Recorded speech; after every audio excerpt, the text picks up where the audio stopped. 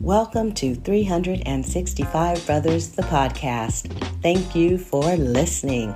I'm your host, Robin Shine, and get ready for another episode where I introduce you to another amazing, interesting, intriguing, and inspiring African-American man from the United States. They come from a variety of professions, various parts of this nation, and all of them bring their wisdom. So, chill out, relax, and listen in. Make sure you follow us. We're on Instagram at 365brothers. Also, you can go to 365brothers.com/Linktree, LINKTREE, 365brothers.com/Linktree. You'll find links to all things 365 Brothers, as well as links to anything Robin Shine. Again, thank you, and let's listen in. Today, we're talking with a gentleman who's got a lot of talents. He is an entrepreneur, a philanthropist, a professional lighting designer, and also the current business partner of an up-and-coming fashion designer. He is the current business partner of an emerging fashion designer. Like, I already own some of her stuff. It's amazing. The brand is StormyWeather Designs. Before that, started out, joined the United States Army, did a 4-year commitment there. And while he was there, was taking classes at the University of Alaska at Anchorage. After separating from the military, he went on to get a business degree from the Art Institute of Atlanta. And he spent 30 years in a lighting career. He also has a love of music. He is president of the minority group on a philanthropic side.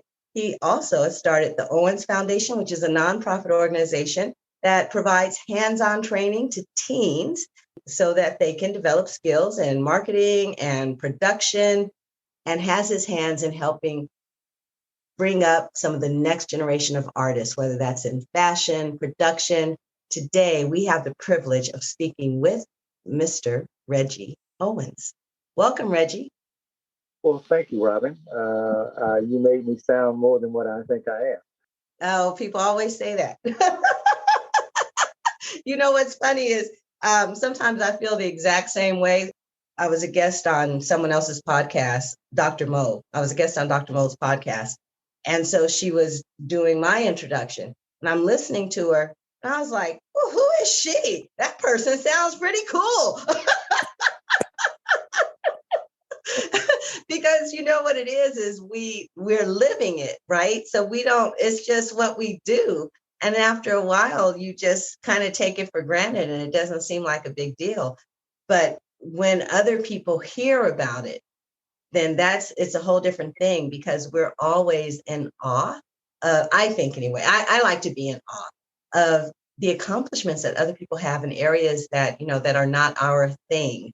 And I'll just say, I invited you to be on the podcast because I ran into you when I was doing some shopping. Like, there was this amazing window display of StormyWeather Designs. I went in, and just hearing how supportive you were and all the roles you played, like all the different things that you contribute to that business, I was just like, oh my goodness, like, you are the quintessential brother that I want people to be aware of, to get to know, because we could just pass by you any old day on the street and not think twice, not wonder, but you're just, you're a powerful contribution to the people in your life. So with that, my first question is, what is a favorite song or movie, either now or all time, and why? I like action movies, but there's one movie that I've always liked, which was Love Jones. Which one? Love Jones.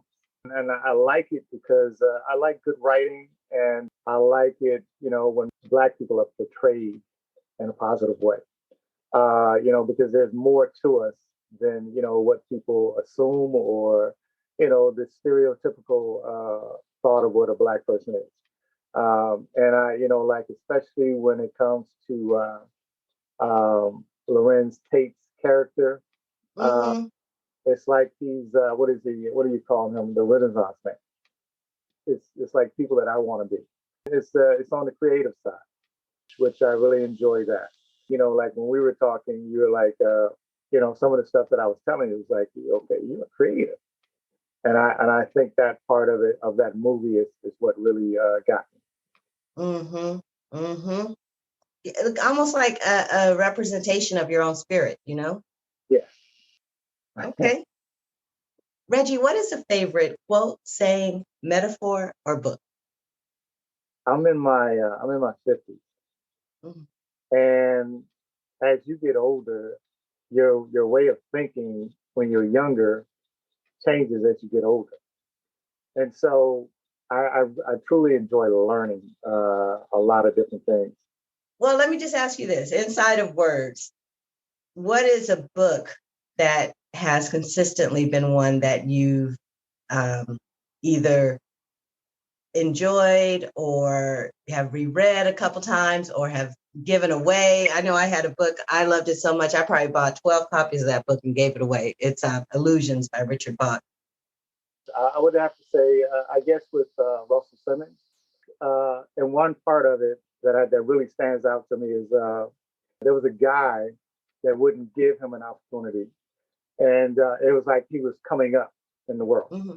And once he got into a position of power, that same guy came to him looking Oh, for, but he didn't hold that against him. He hired him. wow.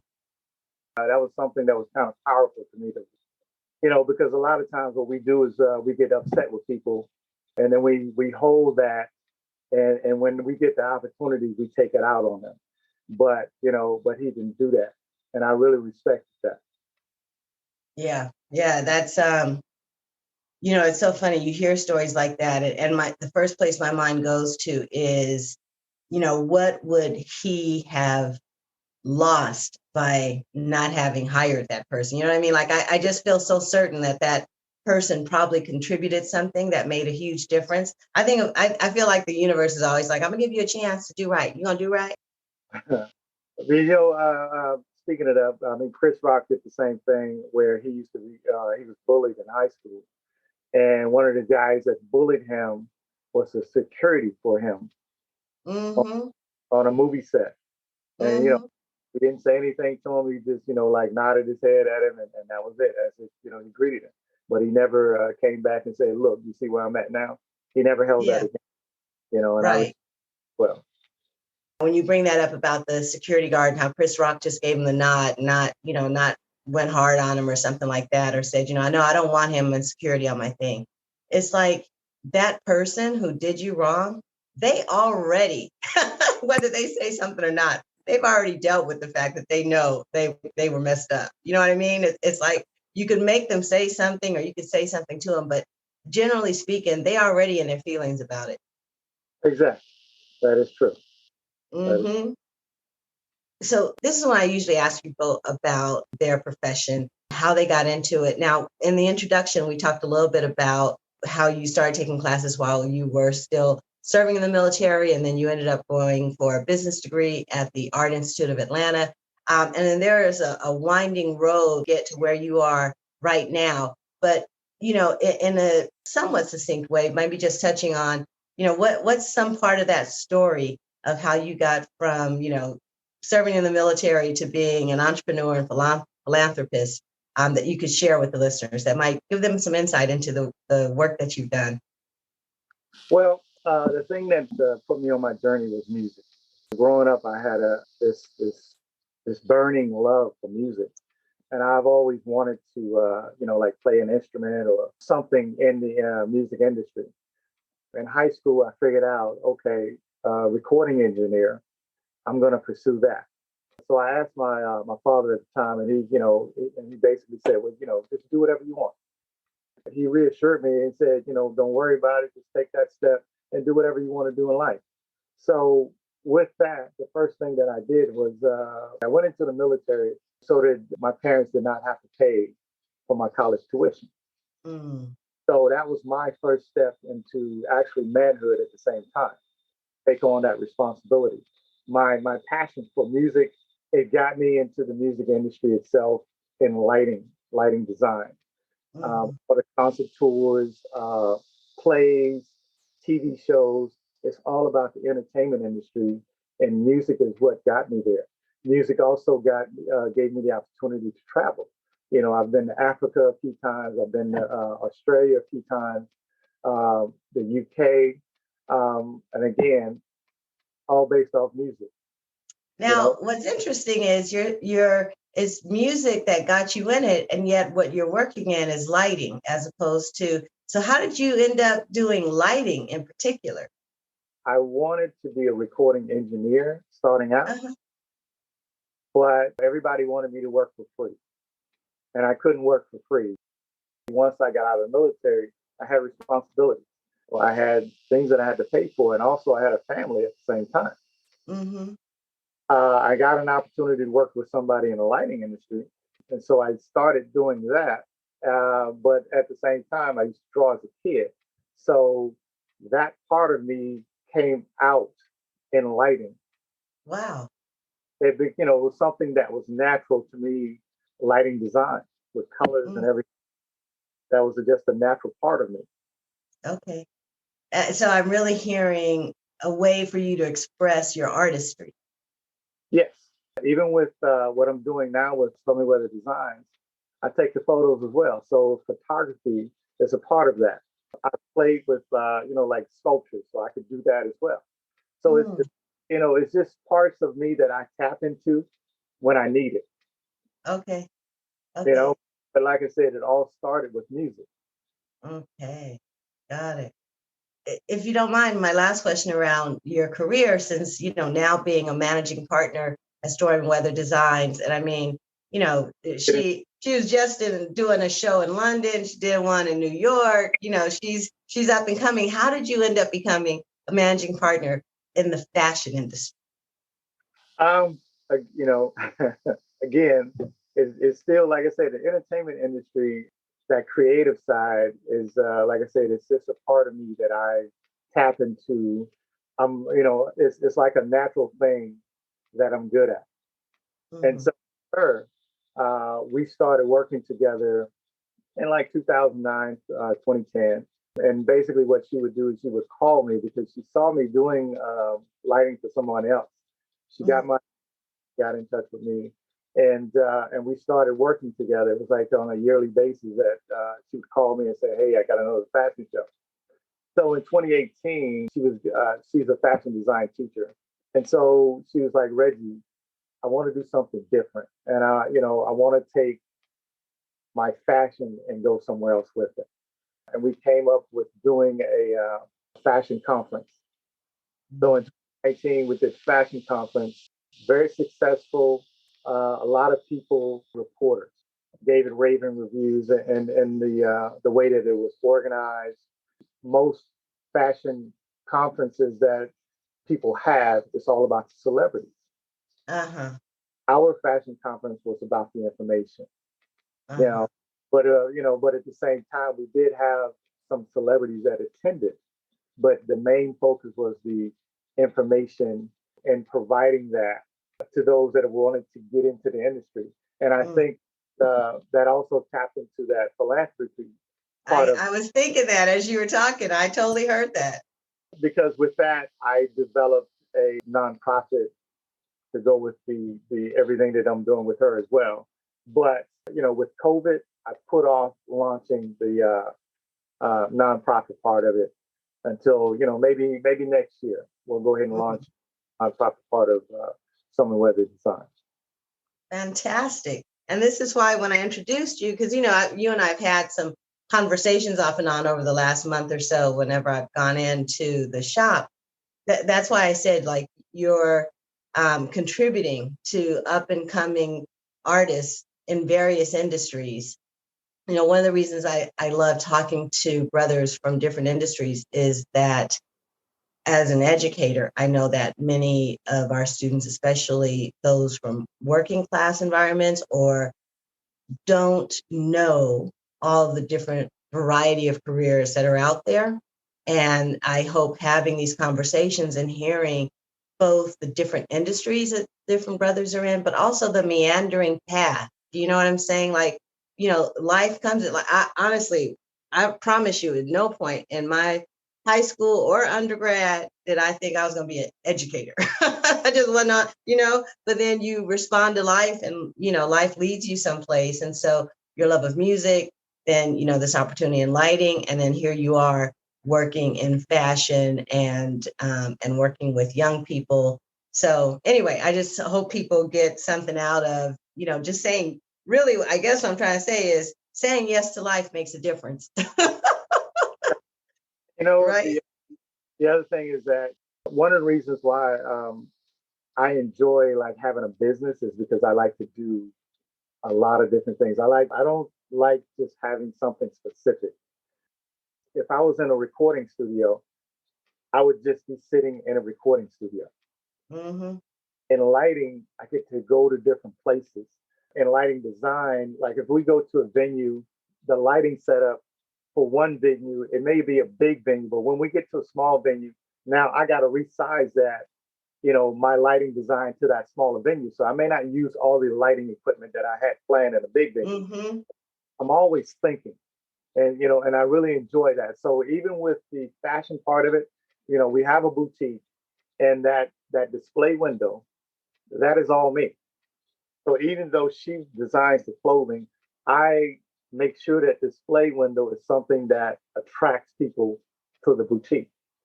And I got to tell you, I had not stopped in any of the stores that are on that street.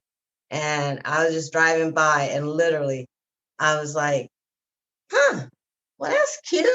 And made a point to go in. That's like, I have not, and that boutique is not even half a mile. It's maybe a mile from me. And I never, it's just like, yeah, that looks cute, whatever. But something you did, I don't know, I guess it hadn't even occurred to me that it might have been related to the lighting, like how you knew the light would hit stuff. See, okay, see now I'm starting to appreciate your skills. But like I was telling Stormy the other day, I mean, I have so many ideas, and I haven't even the main thing that I really want to do for it. I haven't. I'm not. I don't think I'm gonna be able to do it in that store. But when we move to another space, I have other ideas that I want to do. That's gonna really make people want to stop and just look at what's going on in the window. Yeah, I'm telling you, it is, your skills are on display in that. So I asked this question in two parts. First, an accomplishment that means the most to you personally. So of all the things we've chatted about, which accomplishment means the most to you personally? And then secondly, which accomplishment is the one that when others hear it, is the one that most often gets the, oh, or wow. So Reggie, which accomplishment of all that you have means the most to you personally? Being a father. Ah, say more. I have well, my daughter. I only have one, but the thing about her is that I think I was like 15, 16, and I dreamed about her. So Really? I could not see her face, but it was, my daughter. I knew that. I couldn't see her face, and her hair was like she had Afro puffs. Mm-hmm. And even at that age, I knew her name as well. So Wow. before she was born, I knew exactly who she was. I knew the relationship that we would have. And, her name, like I said, is something that just came to me, and it's her name. Well, now you got to share it. so so I named her Kiara Chantel Owens. Okay. And you knew that right away. Yes, I like I said, I knew everything about her before I even met her, which I wrote a poem before she was born about her. And What? the title of the poem was "I Knew You Before I Knew Me." So before I knew who I was, I knew who she was. Okay. Okay. Hold on. And then how many years after I was in my met early, her in your dreams? well, like I said, I was like 15, 16, and in my early 20s is when I had her. I was 21, so yeah. Wow. Hearing stories like that, It's the kind of thing you don't expect to hear.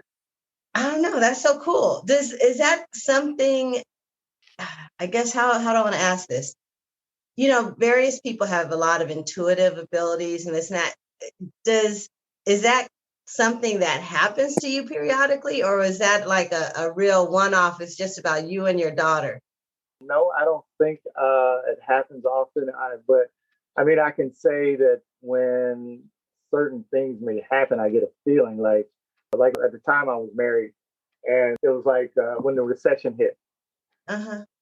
I was telling my ex, I said, we need to prepare, do this, do this, do this. But it's just the feeling that I had that something was going to happen financially, Mm-hmm. and it actually did. Okay. Um, her with my daughter, I knew. As a matter of fact, I can actually say at the time of conception, I knew that I felt it. I felt it. Really? Yes, I felt it when it happened. I don't know for what. Mind blown. Wow. And I believe you. Like I do believe in things like soul connections and all that. And it's like that's what I feel between you and your daughter, like before she was born, like as souls, y'all got history. Yeah, that's really cool. Thank you for sharing that with us. Well, you're welcome. What about the accomplishment that gets the oomph or wow from others when you share it? I think most people are impressed by my discipline. When it comes to doing certain things. Like if I was a smoker Mhm. and I was told I needed to stop smoking, that's it. I'm done. Wow. So I just stopped. So anything that I need to change or whatever, because for me it's all about improvement of self, Hmm. and it's just having the discipline to do that. But at the same time, I think that's why I'm able to do multiple things. Because you can complete what's there and then move on to what's next. Exactly. Excellent. Yeah. Cool. Well, let's talk about significant moments. What is a significant person, moment, maybe a conversation or event that either changed the trajectory of your life or had a significant impact on your life? One moment that I can think of is when I was in the military. And for me in the military, I would always have, like you're supposed to have your boots shined and uniform and stuff. And also when it comes to like physical training or anything like that, I was always pushing myself to be the best that I can be. And I was trying to go out for like an air assault, for different, the military, if you go out for certain things, they want you to re-enlist for a number of years. Okay, so I had a platoon sergeant. It was an incident where he said something to me that I didn't like, and I had respect for this platoon sergeant. But when he said whatever he said, I lost respect for him, and I can't remember exactly what happened, but I know Okay. that it affected me as to where I would never put anybody on a pedestal. Before that, you might have, but after that experience, Yeah, because I had a lot of respect for him. uh-huh. I had a lot of respect for him, and like I said, when people disappoint you, it gets to you, it hurts you. You know what I mean? Yeah. And so for me, I never put anybody up on a pedestal. It doesn't matter who they are. With my daughter, as much as I love her, she's a human being, she's a person, and I will do everything, give my life for her, but I will never ever put anybody on a pedestal where I lose myself. Mhm. Understood. If you never put anybody on a pedestal, you can never be disappointed. You learn that no matter who they are, family member, husband, wife, they're always going to do something that's going to disappoint you. Mm. Mm-hmm. You Mm-hmm. can't let that take you to a different place, Yeah. you So, know, so, especially when it comes to family or, like I said, like a spouse. Like, let's say you have like you're married and your spouse cheats. mm-hmm. You have to move on in life, Yeah. you know. Yeah. That was a big deal for me. Like I would experience being disappointed, even into my late 40s. And it was then when I finally got, oh my gosh, literally the source of any and all disappointments are an expectation that was not based on evidence, you know? Right. And it's like, you made up this story that this in particular, I'll even be more specific. Like I would always think other people should be able to add up what I can add up. Like if I can foresee that this is what's required in this situation, or I can foresee that this person would need this, or, like then you just go ahead and get yourself set up to do it. And when other people didn't do it, I was like, what is wrong with y'all? What?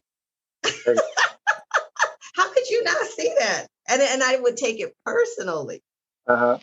And then, and I kid you not, I remember when I suddenly realized, hold on, wait a minute. I just expect people to be a particular way, and they didn't ask me to expect that of them. They did not invite me to expect that of them. They didn't confirm that I should have that expectation, and I'm going to turn around and get disappointed. Exactly. You got a problem. Yeah. It's like like your parent. You may love and respect your parent, and you may keep them in very high regard, but they're human. They're human. Nobody's perfect. They make mistakes like you do.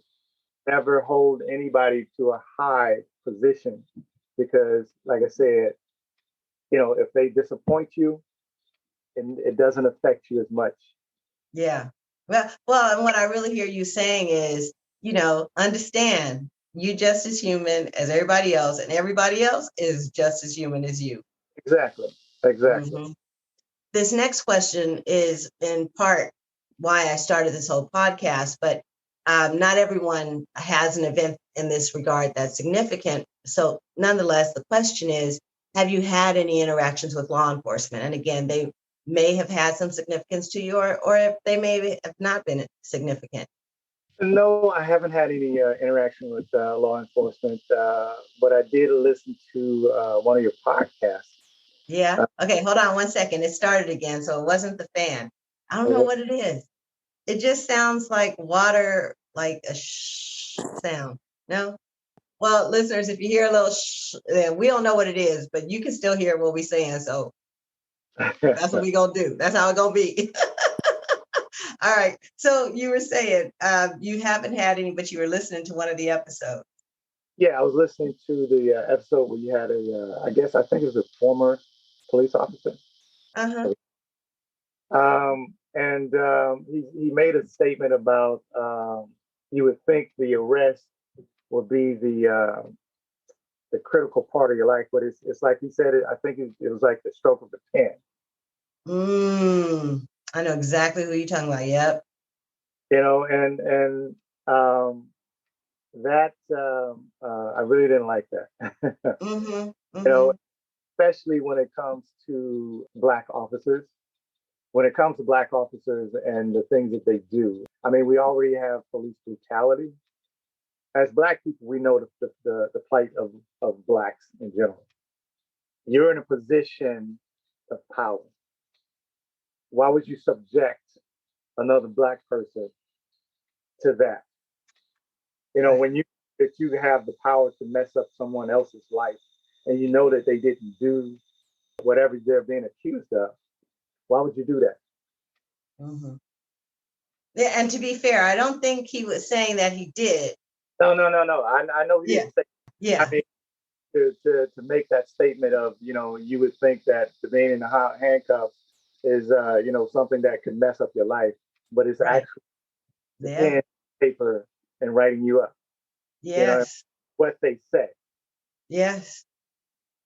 Yeah. I mean, and just like there are, again, my background is in education, and there are teachers, there are teachers from all different life experiences and backgrounds. And there are some African-American teachers who feel like the best thing to do is to be really hard with students. And there are other teachers who feel like the best thing to do is to give every possible break to the student. And in reality, it's probably somewhere in the middle, like holding high standards and yet also not coddling. I will say, and this is for listeners who are maybe new, back in March 2021, I have 4 episodes where I interviewed African-American officers, and I encourage you to take a listen. Of those that I've interviewed, the vast majority, they do understand the impact of policing on our communities. But you're also going to have some that don't. And I one of my first episodes, my best friend's brother, just an accomplished brother, pilot, had his own plane, la, la, la, the whole thing. And he recounted 2 incidents with the police. And the first one happened literally on 9/11, and he was stopped by a white officer. And, the whole nation was jumpy and this and that officer was just really great with him because he actually did carry a concealed weapon with him when he was going to different places regarding his business. And so he let the officer know, I've got a concealed weapon, and the officer was great. And then there was another time he was flying into he had landed his plane in LA and was hanging around LAX. And there was an African-American officer that, called for backup, had guns drawn, the whole thing, And so, it's just, that's all. Look, that's what I got. Sometimes the sound is better than the word. Speaking of, the United States and our culture and whatnot, our signature question: if the United States was a woman with whom you could speak, whether she's a mother, lover, stranger, neighbor, friend, you call it. The United States was a woman, what would you say to her, Reggie? Well, for me, I would say I apologize for my insensitivity, my greed, my let's see, what else can I think? I'm just naming all the things that I think that we do in life, and the fact that we take advantage and we don't appreciate. And I would apologize. Like right now, we are destroying. We are destroying the world. Let's just say the world. With climate change and everything else that's going on, or like we just talked about, the police brutality, the way that the system works against Blacks in general. Mm-hmm. I would have to apologize. Yeah, I really get that. When I hear that response or something similar, it always reminds me of kind of like the innocent potential of a child. Mm-hmm. And then there's what gets done and how the child ends up. And so, not that that's what you're saying, but what I'm always left with is, what this nation could be and who she is very much determined by our collective choices and decisions. Yeah. Exactly. And, like I was telling my daughter, how the way everything, like the ecosystem, the way it works, everything is balanced, right? Mm-hmm. I think of everything as a balance when it comes to the different nationalities. Mm-hmm. We're all here to balance each other out. Mm. But when you have one that is doing more than what they should be, now we're out of balance. Mm-hmm. Let's look at racism, and mm-hmm. I'll put it a different way. So let's look at it as a parent having 2 kids. One kid is white, one kid is Black. If the parent favors the white kid, that takes a toll on that Black kid mentally. Mm-hmm. You may not see it, but as you raise those 2 kids together, I think that's why we have a mental health crisis that's going on now. Mm-hmm. They've been doing this for so long that it's off balance. Yeah. And I think you hint at a phrase that has become much more common in education circles, which is trauma. With every event, there's opportunity. And as tragic as it was to have a pandemic, to have the number of lives lost, to be in lockdown, the economic repercussions, one thing that did happen is that people witness the trauma on children in a way that, because it was so in our face and so huge and across race and income and class. And as a result, we're now giving legitimacy to something that I think has been experienced by certain populations more than others for a long time. And so we're now able to talk about the impact of, ongoing inequities creating traumas, Yeah. And so I hear what you're saying. And I think that those, whether we call them, in fact, it's so funny. My mom and I were emailing about something related to traumas, which is kind of weird. It's not like we have, we normally just talk on the phone, but I would send her something. And so she actually was sending quite a lengthy response. And she was also talking about how we've just become so numb to the traumas that are, that we're nowadays calling microaggressions and things like that.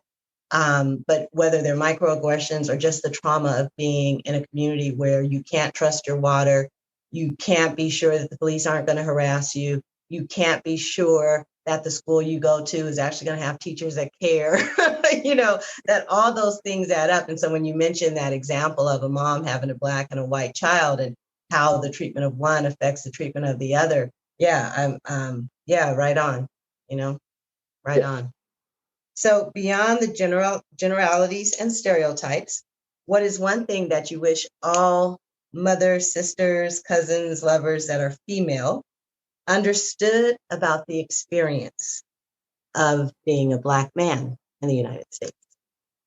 Thing where I told you that as you get older, you learn more and your mind change or your points of view changes. One thing I was going to say is it takes two to raise a king. So it takes you and the father to raise a man.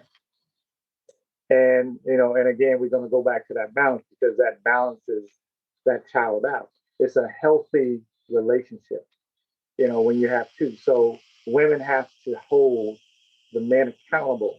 And the thing about kids is that when you're raising a child, you're learning at the same time. So it's both an education for both you as a parent and for raising a child. So we have to work together to do that because I think once you do that, you're going to raise a healthy child, mentally healthy, a leader, someone who's going to be what women are looking for in men. Mm-hmm. But you have to do it together. Mm-hmm. I got to tell you, I'm listening to you, and then part of me was like, but what if that man is crazy, though?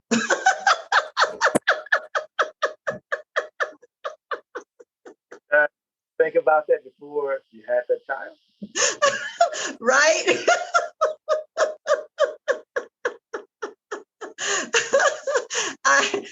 And I don't know if that comes from being an educator and seeing I'm sorry. I agree with everything you said when they are mentally healthy.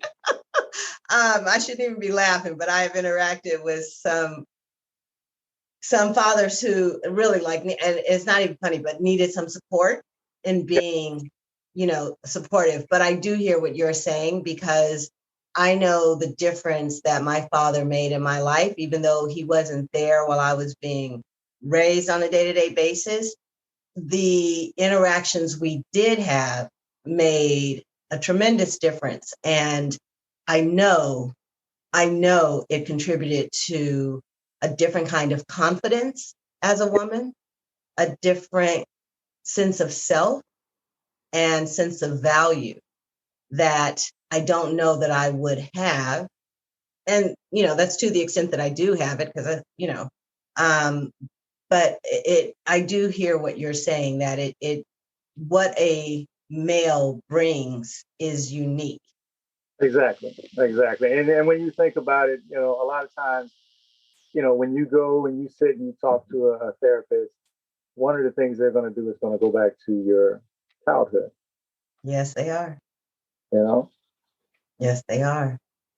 Speaking of being a man, what is a moment in your life that exemplifies power? A moment where you experienced it, knew it, had it. Okay, so we're gonna go back to kids again. Okay. But watching the birth of my daughter, uh, Mm, that is something. It's amazing to see a woman give birth. It's um, it's kind of hard to watch a woman give birth at the same time, and then at the same time you also realize the strength of a woman, and it's like it's a number of different emotions because then it's also amazing to watch that process and to go through that. It may be a few hours, maybe all night, but it's an amazing process. And I know that, once my daughter was born, I was thinking it's like I can't do this to her again. hmm. But So, tell me more about that as an experience of power. strength, I mean, that's power. That's to give birth. I mean, Yeah. I can't imagine me doing that. I mean, and then Okay. time I wonder what it's like. You Yeah. know, but I mean, that's power to me. Right.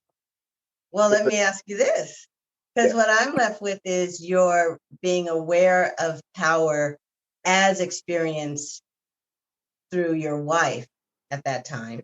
yeah. What about you personally? For me personally, power.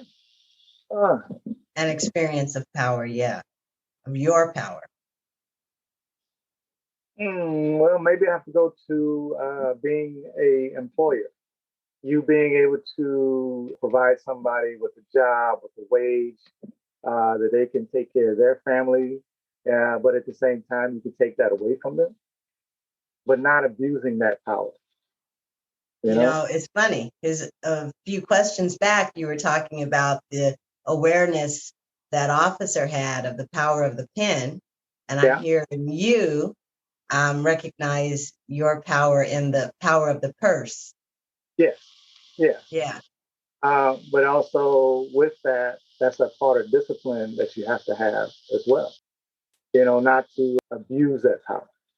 I appreciate you sharing being a business owner as a moment of experiencing power. You know, a lot of people will go through life being an employee and never have that counterpoint, that counter position of being an employer and what those responsibilities feel like, as well as the power of that. So yeah, thank you. You're welcome. Well, final question. Imagine that the universe grants you this amazing gift where you can spend 5 hours with any other Black man, living or passed on. And if that wish were granted to you, who would you choose? And what would you do or what would you say? Like I told you, I like to learn, and one of the things that I would really like to know right now is why is it that we, as Black people, why we sell each other out? And who would you be asking this to? I would ask this to William O'Neill, one that got Fred Hampton killed of the Black Panthers. I mean, he's not the only one that has done this. I mean, even people today do it. But I mean, I would like to understand. I mean, like again, when I speak of my ancestors and how hard they've worked to make the progress that we're of where we are now, I can't understand how certain people would sell us out in that fashion for their own personal gain. And for our listeners who don't know the history of that, can you say a little bit more about the what happened between William O'Neill and Fred Hampton? How that Well, went, what went it, down? well, he was like a little petty thief, and basically he got approached by law enforcement where they made him an informant into the Black Panther movement, and he was part of Fred Hampton's I think it was in Chicago, right? Yep, Chicago. Chicago chapter. And so he infiltrated them. He provided information to the FBI. And when they killed Fred Hampton, he provided them with a layout of the rooms of where Yeah, Fred and basically how the apartment looked. yeah. And he actually drugged them, and basically put him to sleep or made him drowsy or whatever. So uh, law enforcement, local, and FBI went in and they killed him. You know what part I did not know? I didn't know about the drugging in part. Yes, well, when Fred Hampton went to bed that night, they couldn't wake him up. Right. I guess I just never did the basic math on that, but that's right.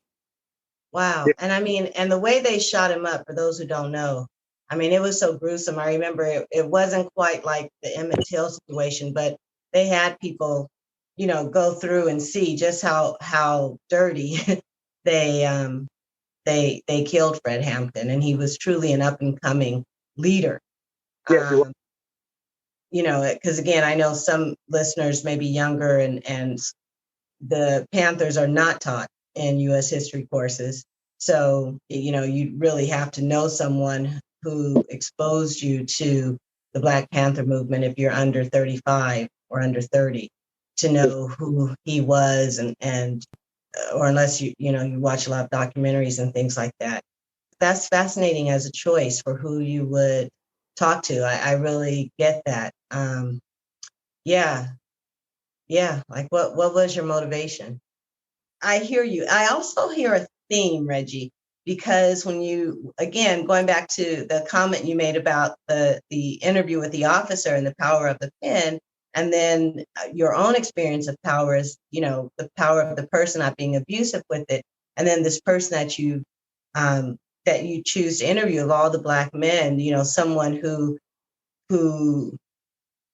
sold out a leader in the Black community. What I hear is your commitment to empowering others, like to the uplift. That's the phrase I would say, to the upliftment of people generally, and then of Black men overall, because even what you wish women knew about the Black male experience, it goes back to uplifting. And then the philanthropic work that's about uplifting teens, and then even the conference that was a unique expression of a fashion conference and that got all those write-ups and that made such a difference.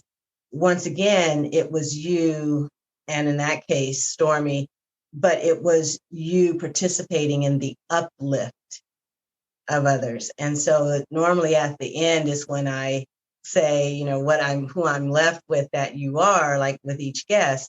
I mean, in this case, it's just right there, right now, that the upliftment of humanity and of Black men in particular, as one expression of humanity, is of primary concern and importance to you. That's what I'm left with. Yes, yes, it is. I mean, I think for me, information is or knowledge is power. Mm-hmm. I would like to provide as much information as possible to my young Black brothers. Mm-hmm. So, Reggie, now that you and I have had this conversation, what did you get for yourself out of participating in this conversation? Well, like you said, I like to elevate, and for me to touch someone and for somebody to get something out of it, that brings me joy. I feel good about that. I'm gonna tell you before I go. I'm gonna tell you one story. Yeah, sure. As a lighting designer, so I would go to different venues and work with all types of groups. I've worked with the Japanese, the Koreans, our people, white people. It doesn't matter. I work with everybody. So I was doing a play. It's like for the Japanese community, they have this. It's called the Nisi Week, and it's like a week-long celebration. So I was designing for their show. I met this guy. little young brother. He had been working there, and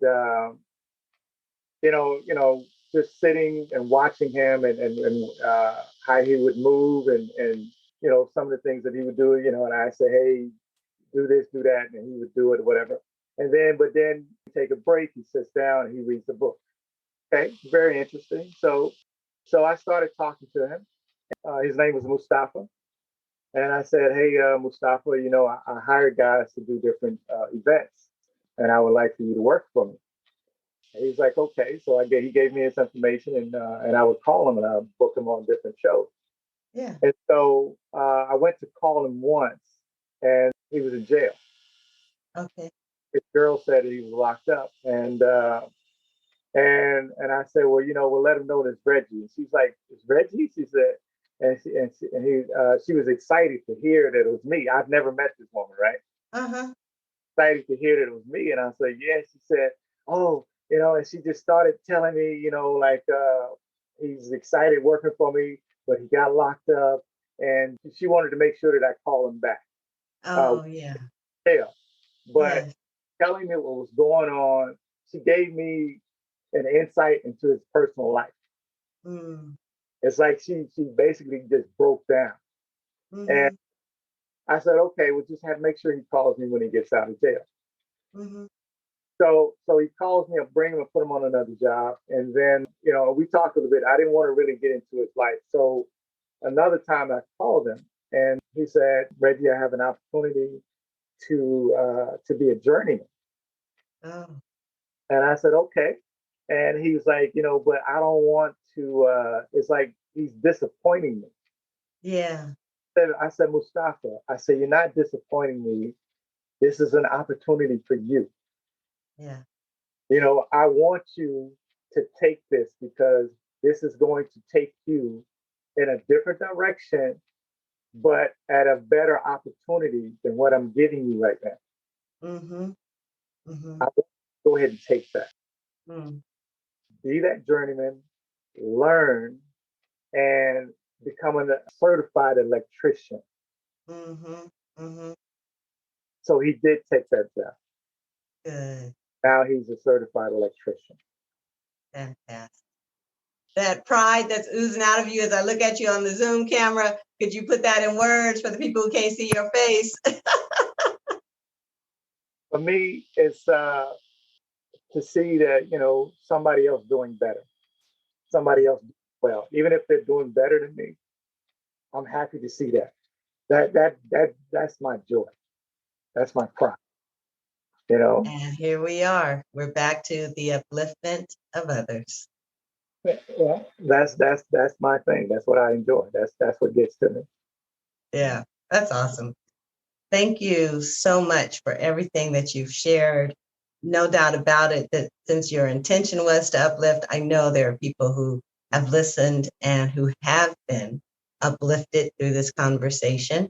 I just want to take this moment to remind listeners to, wherever you're listening, subscribe, whether that's Spotify, Apple Podcasts, Google Podcasts, Stitcher, subscribe. And I encourage you to leave a review. Please leave a review for this episode. Leave a review for any episodes that you've enjoyed. It really makes a difference in helping other people discover these amazing brothers and the wisdom that they just spit out left, right, and center throughout the interview. And then, of course, you can follow us on Instagram at 365 Brothers. Reggie, I'm going to give you the last word. Is there any place you want to direct people or you just want to sign out? What you want? If you want to look for me, just follow StormyWeather Designs. I'm the guy that's behind the scenes, but I make things happen. I'll just say that. Yeah, and let me tell you something. He ain't lying. So excellent. At StormyWeather Designs and managing partner Reggie Owens. Thank you for being here with us today. Thank you for having me. Thank you for listening to 365 Brothers. I certainly hope you enjoyed the episode. I encourage you to subscribe. Please leave a review. I want to know what you think. Also, if you know someone who would be a fantastic guest for 365 Brothers, please direct them to our website, 365brothers.com. You'll also find all the episodes there, 365brothers.com, and your support is welcome. And remember, to listen is to love.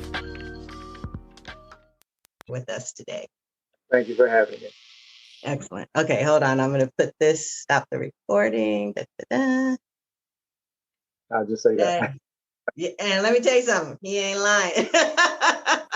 So excellent. StormyWeather Designs and managing partner Reggie Owens. Thank you for being here with us today. Thank you for having me. Excellent. Okay, hold on. I'm going to put this, stop the recording. Da-da-da.